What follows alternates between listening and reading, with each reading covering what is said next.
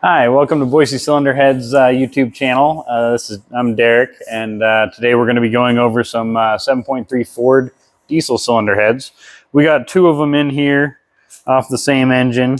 We got a crack right here that we detected using our Magnaflux machine. It's right there coming off the seat of the valve. And then over here on the other cylinder head, we have a crack in a similar place right here, doing that same thing.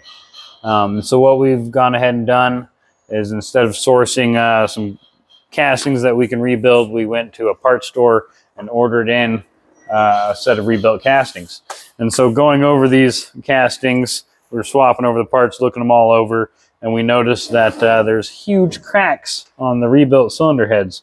Right, there's a crack here, couple of them along that surface here.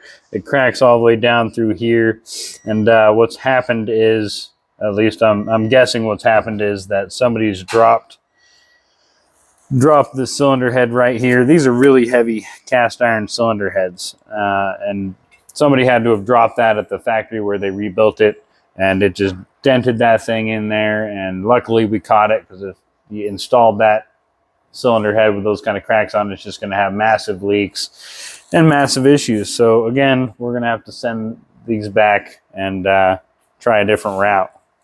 It's just really unfortunate to get that. You know, the negligence involved with dropping that and still packaging it up is just ridiculous.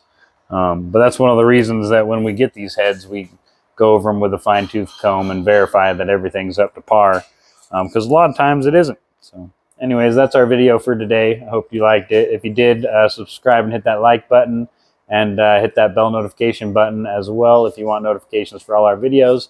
Thanks for watching, and remember, it's all in your head.